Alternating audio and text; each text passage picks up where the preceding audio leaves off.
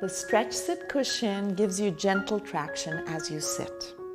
The 8 friction nubs connect with your mid-back, and so they can hold your back muscles in a sustained stretch, and that decompresses your spinal nerves and discs. It improves the circulation all through your back so that your back can heal itself naturally. 2 things about attaching the Stretchsit cushion. You want to line up the top of the cushion roughly with the lower border of your shoulder blades, so that when you do a shoulder roll, you can move your shoulders easily into a healthy position. You also want the Stretchsit cushion to have a firm vertical hold, and we have a video clip about how to attach the cushion to a variety of chairs. You want to set your bottom way back in the chair and then hinge away from the cushion so that you're clear of the sticky nubs. Now, to elongate your spine, you can first go into a mini crunch-like position using your forearm as a guide, and then further elongate your spine by pushing down someplace on your chair. Could be the armrests, could be the seat pan, the back of the chair, or especially if you have a slippery backrest like a vinyl, leather, metal, wood backrest, you might want to hold on to the cushion to hold it in place as you elongate your back relative to the cushion. And then hinge back, attach yourself to the cushion, do a little shoulder roll on each side, and enjoy the stretch. Some common mistakes are to arch the back at one or other of these steps. So common for us to sit up straight by thrusting out our rib cage and actually compressing and shortening the low back. So avoid doing that, especially when you are elongating your back. Don't thrust out your rib cage. Also, when you're hinging back, don't thrust out your rib cage. And even after you attach, you want to be sure not to arch back over the top of the cushion. So once you've attached, you've got that extra length, you've rolled open your shoulders, and now you've made sitting something not only comfortable, but even therapeutic.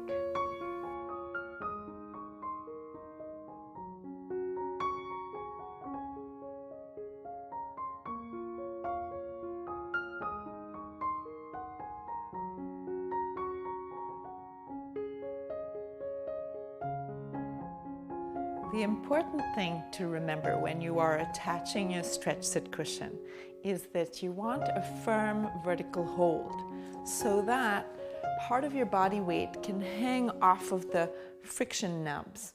That's what's going to stretch your muscles, give them a healthy reset, and create a little more space in the discs and also for the nerves to exit.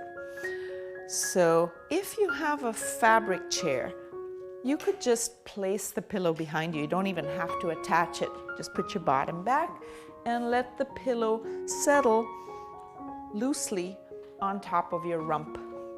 And then you come away and you do all your stretch sitting maneuvers, curving forward, lengthening relative to the cushion, and then attaching yourself to the cushion. And if you've got it lying on your bottom, you will have room for your shoulders to roll back and so forth, and then that becomes comfortable, healthy, therapeutic. I am going to show this to you on another common kind of fabric chair, and that is this kind of folding chair. And again, I could just place the cushion behind me. In this case, the backrest leans a little bit far back, a little too much. And I would be better off folding the cushion in two so that the cushion comes out to meet me in a more vertical alignment that's more comfortable, more healthy. If I wanted to not fold the cushion, I could also use an extra thickness that could be a towel just placed loosely behind the cushion. This will not work if the chair is leather or vinyl, metal, wood, that would slide. The cushion would slide down and I would have to attach it, but it works in this, and it also doesn't even need a very even material. It could be your jacket or your sweater to just fill in a little bit of thickness so the cushion comes out to meet you.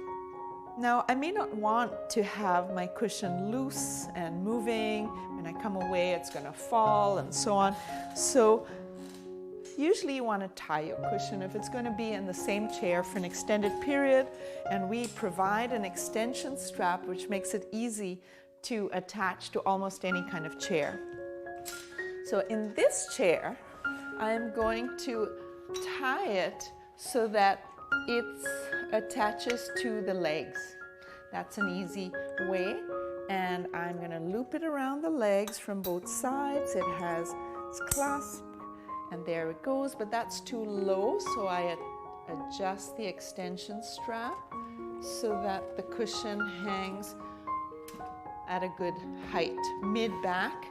And once again, I have the option of putting my bottom back, folding the cushion in two if I would like it to meet me further forward and provide a more vertical support, or putting some kind of extra thickness, be it a towel or a sweater or what have you, so that my stretch sitting is optimized. If you have a slippery back chair like this, which could be made of vinyl, leather, wood, metal, then you need to attach the cushion firmly someplace so it has a very sturdy vertical hold.